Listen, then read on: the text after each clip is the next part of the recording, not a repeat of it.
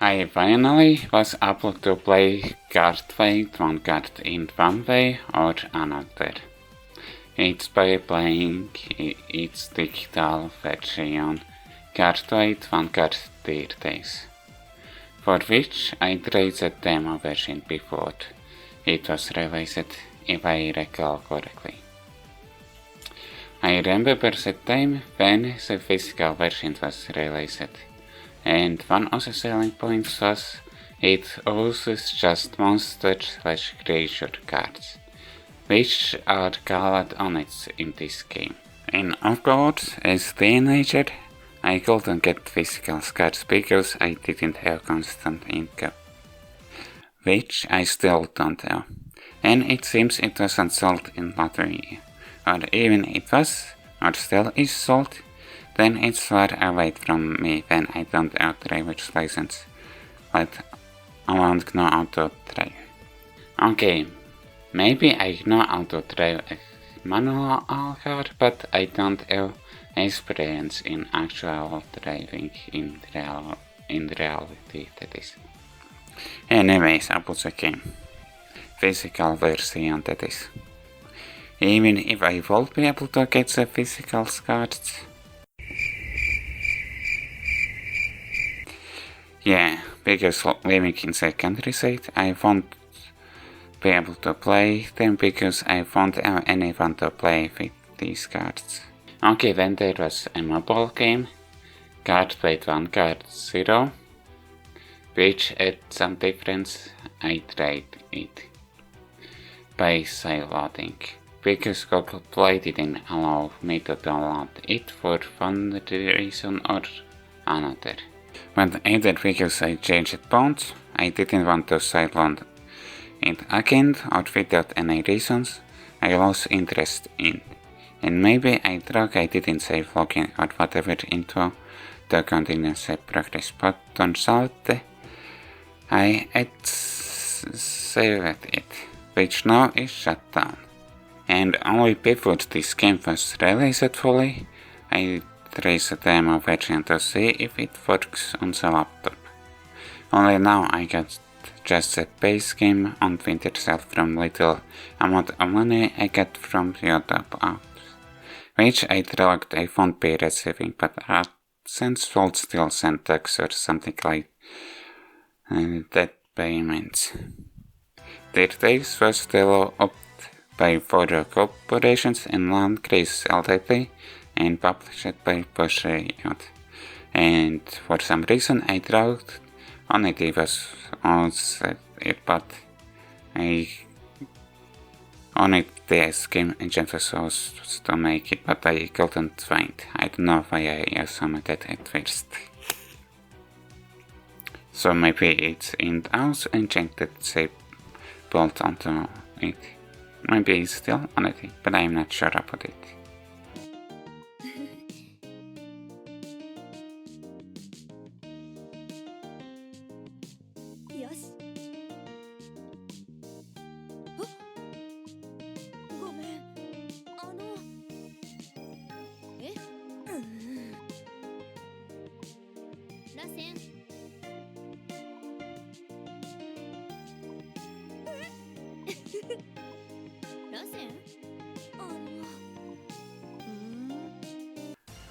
Story follows Yoki Ichitoshi, where she always is happy to help others, and her brother doesn't. Ichitoshi asks her to make dinner again, and she thinks doesn't as a girlfriend, and she agrees to make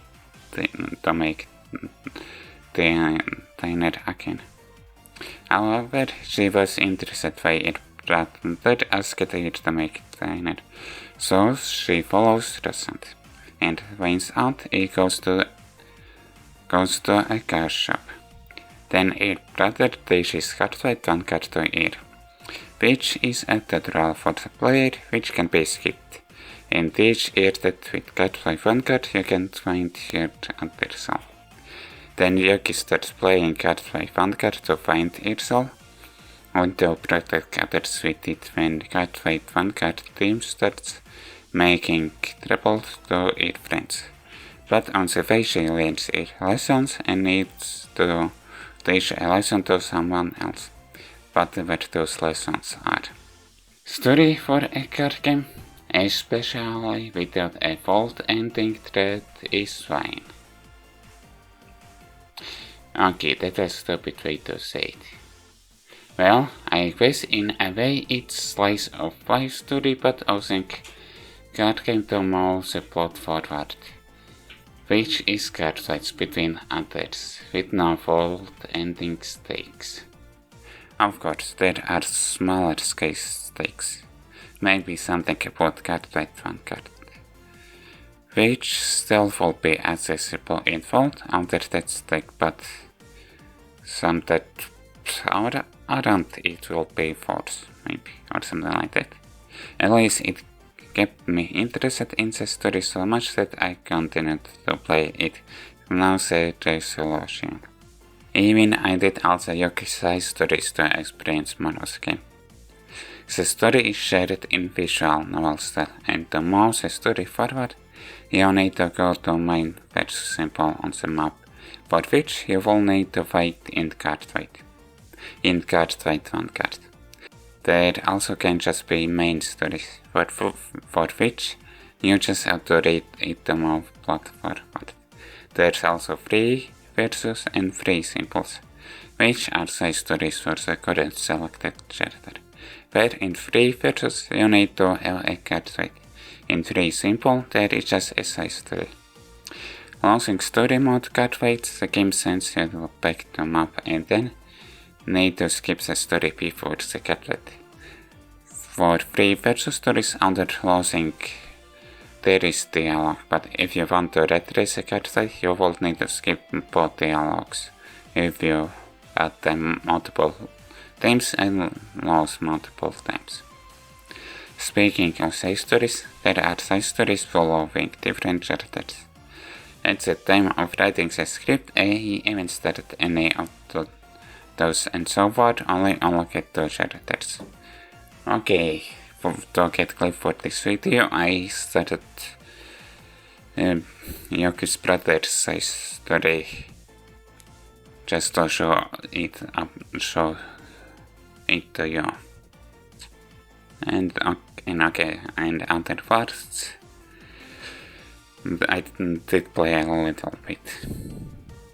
However, it seems there are problems with locations, like who says no loss intended. It seems weird for me. And fun fact, Google attacks wanted to correct it to no loss intended, which isn't better, I think. But I can't really tell you how it should be. Sure, there is voice acting, but the story's dialogue isn't fully voiced. Those are just granting shots, or just 1 or 2 words. Okay, maybe 3 words. That's why I couldn't tell what's wrong with the dialogue. Most of the voice acting is for the Cardfight part, and only in Japanese.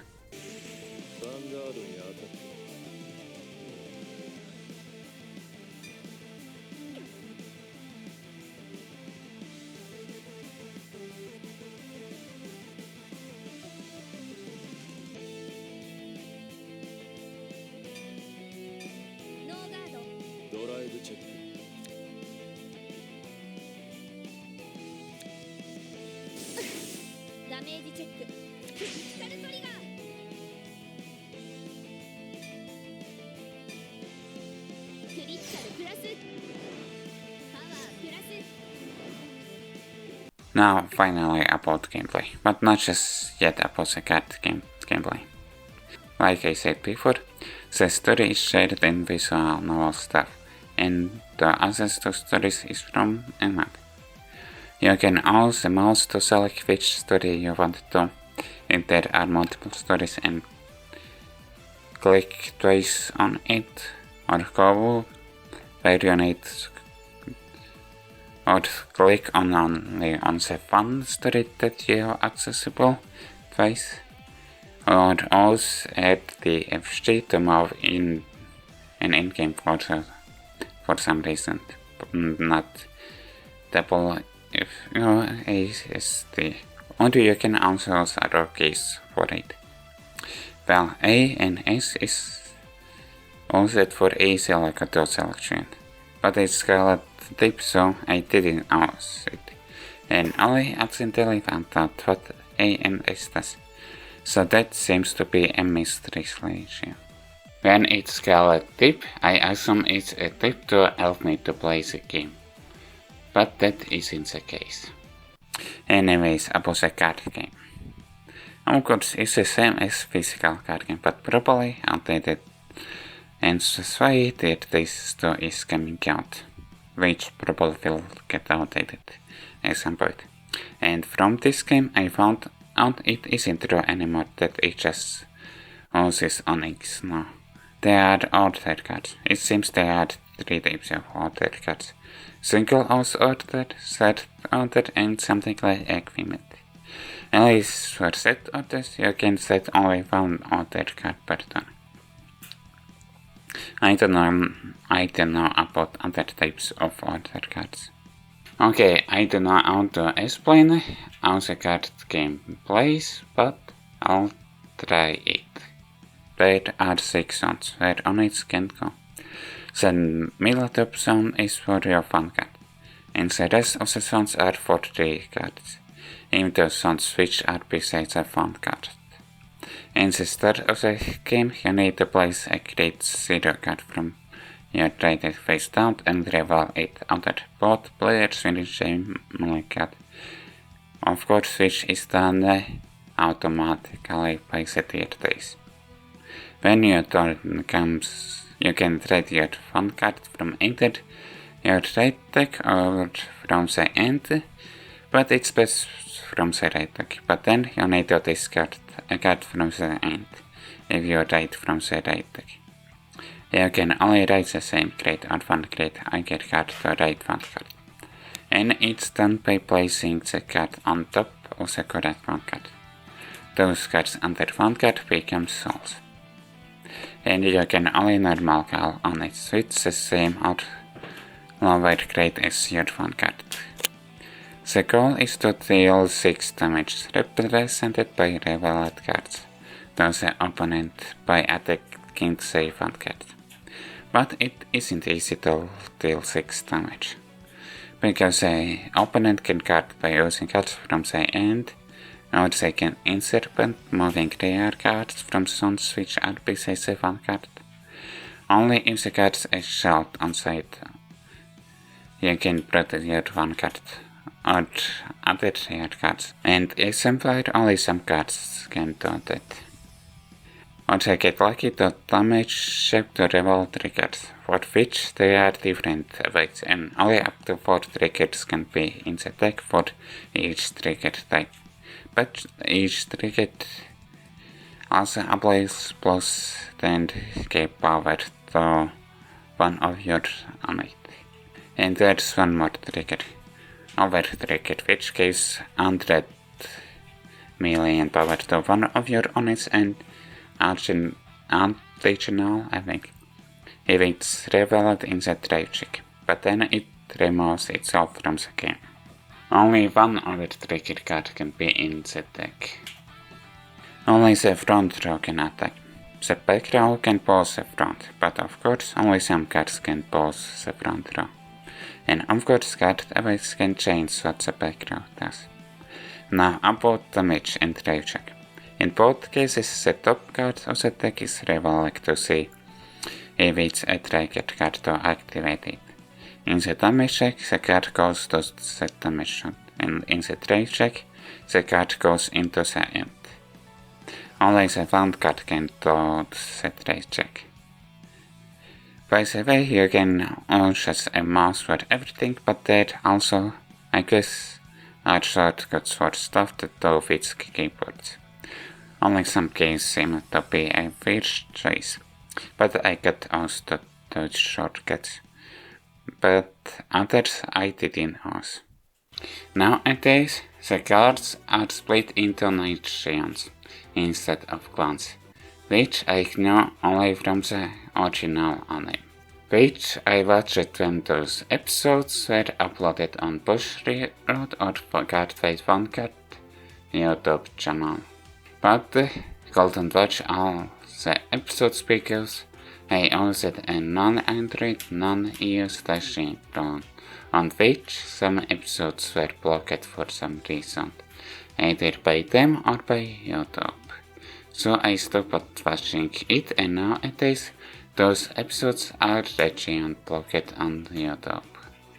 Maybe here and there I saw gameplay videos of Cardfight Vanguard.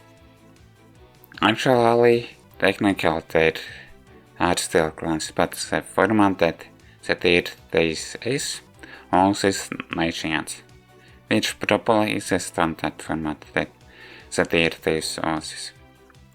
Yeah, Cardfight Vanguard is a Vanguard game, and Dear Days can teach you how to play it. Only there were some difficulties, one of which was the difficulty spike in the early game. Thankfully, I didn't need to open a lot of poster packs. It was enough with the deck that I brought as a start of the game, unlike one other card game or single-player video games. Okay, with some modifications, after I opened 99 packs once, and maybe after crafting some cards. By the way, I started the Dear Days with lyrical stereo deck, and for the most of the game it was fine, but here and there were difficulties, and the difficulty spike was early in the game, as the lyrical stereo mirror match. Or in Cardfight Vanguard it counts as mirror card fight. It was difficult either when going first or second. I just hoped I would get lucky or my opponent will get unlucky with card draws and finally won it.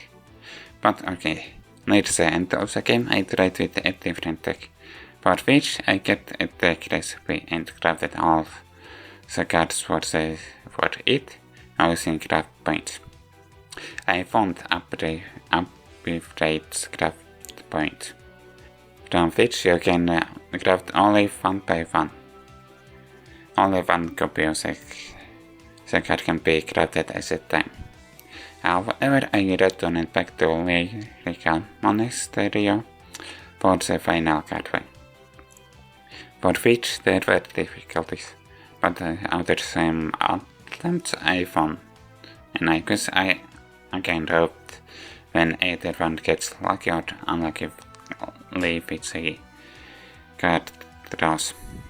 Okay, when it got annoying that I always lost, I drove to some deck I kinda drove that the CPU cheated, like when I needed to finish by dealing 1 damage, and it was a last attack, CPU either healed or damage checked over trigger, which left the game. That means I didn't try making a deck by myself. It's understandable to select an agent before making a deck, but after it there are problems. Like you can't filter cards by clan, or maybe it's only type which is shown under nations.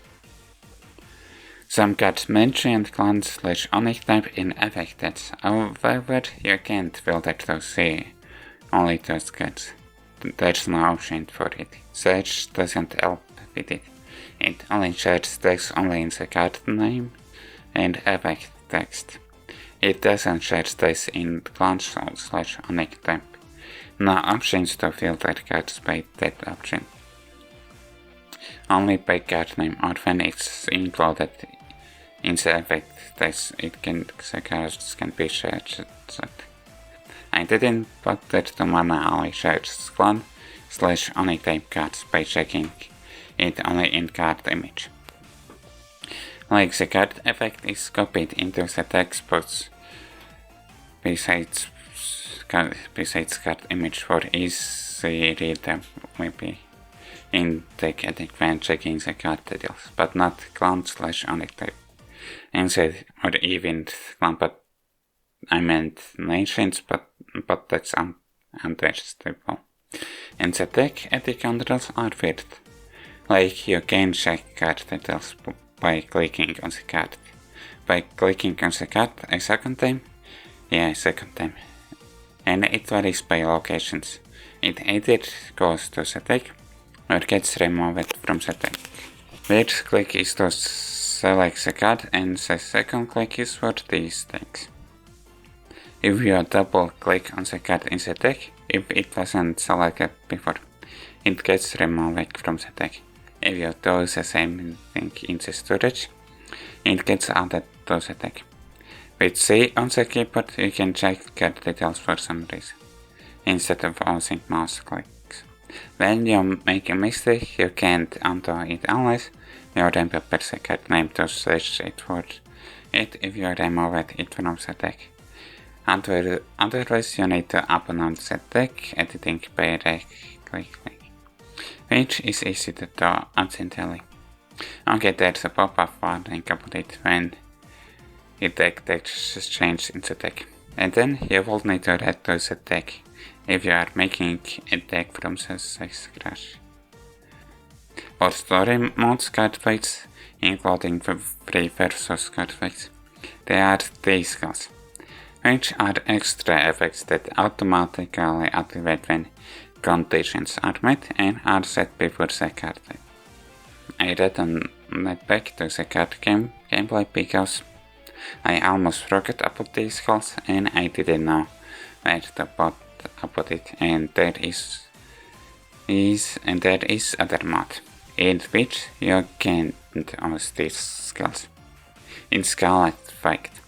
It's multiplayer or against CPUs, but without using these skills. For the multiplayer, there is ranked or casual mode. However, in either of those modes,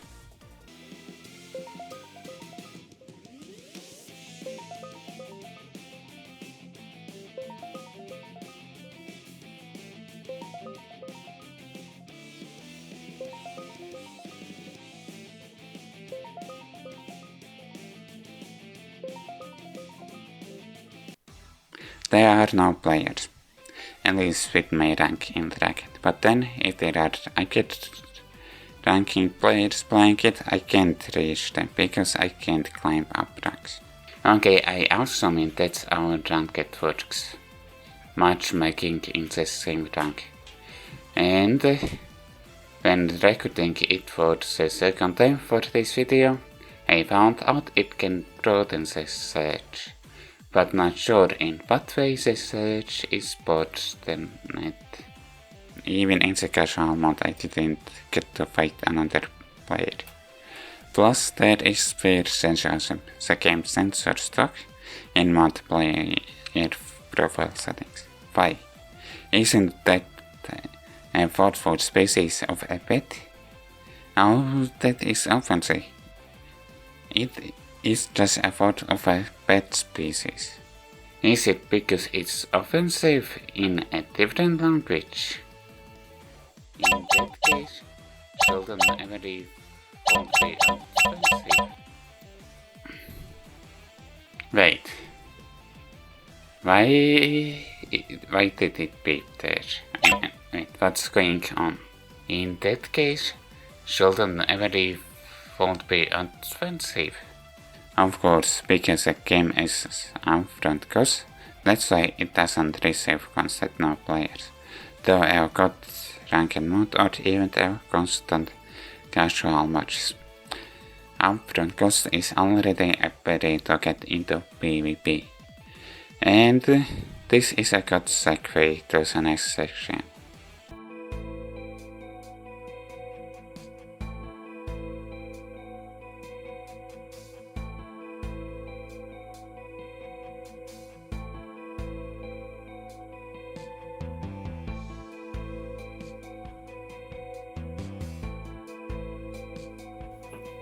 I don't think this game is worth the regular price, like it's 60 euros or maybe even 70 euros. Like it is triple A game pricing model. Like it's an expensive game just to get into PvP of the game. So because if there aren't other players to play against, so this Cardfight Vanguard skills by round long searching from in-game.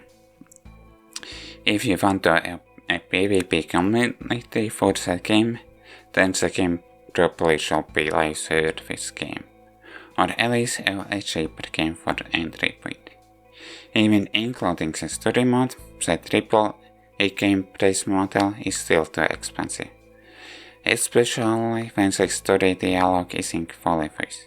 Maybe it will be at least a little bit more understandable why it costs so much, if at least main story events will be fully voice acted. All this price should be the regular price for the game, which I still will be fighting for the sale as someone who doesn't have constant income. Thankfully I got the game because of YouTube money that I little that I got, and it was Steam sale. It was Steam Winter sale. And that's not all. There's a lot of DLC, expensive DLC for what they are, and for some DLCs, other DLCs are needed here too. DLCs are basically just more cards. Original characters to fight and questing in fight mode, additional text, and single copies of a few cards. Wait, and DLC with single copies of a few cards. Okay, I'm not sure how much those few cards are. How many of those few cards are there? Okay, there are some DLCs that work as DLC compilations, but it's set in a way that's too hard to figure out which DLCs you won't need after buying the DLC compilation. But like, really? Bosch wrote Golden Oz, the Steam option to make DLC compilation instead of making it confusing by compilations being just another DLC. Okay, the players don't need all DLCs, but it still shows push outscript or whatever it is, or maybe the DLCs, or also push out. For the full price, I don't recommend it. When it's cheaper, at least 50% off, then I can recommend it. And now, Thursday's 2 is coming out, which it seems it will go the same. Well, it will have the same triple A game pricing model. What the fuck? But yes, well, it will have the same triple A game pricing model. So anytime soon, I won't be getting it, because I won't be able to get it as someone who doesn't have constant income. Like, it's a fine way to play Cardfight Vanguard and learn it, and it's a way to preserve how Cardfight Vanguard was in a specific time period. If only post-3 out won't be taking it off from the storefronts. Okay, I don't know if I wrote that and how to make that sentence. And you can enjoy Apple Time with it. And only get it when it's on sale. And only just get the base game. Avoid buying DLCs. They aren't worth getting it. However, that was a little problem for me. It opens slowly. Like at first it's just a small black window, and after some time the game finally opens. Which got me into thinking the game won't work on the laptop. It might have been the same case when I tried the demo, and I just forgot about it. Of course, I like the game's music. That's why I used this much music for this video from the game. While I was playing the game, I planned a search on about the music, but after writing the script, I didn't have anything to say other than liking it, so I'm just mentioning it here. And I didn't see where else to put about music if I had more to say. I hope you enjoyed this video, and if you did, like the video, subscribe and comment. See you next time.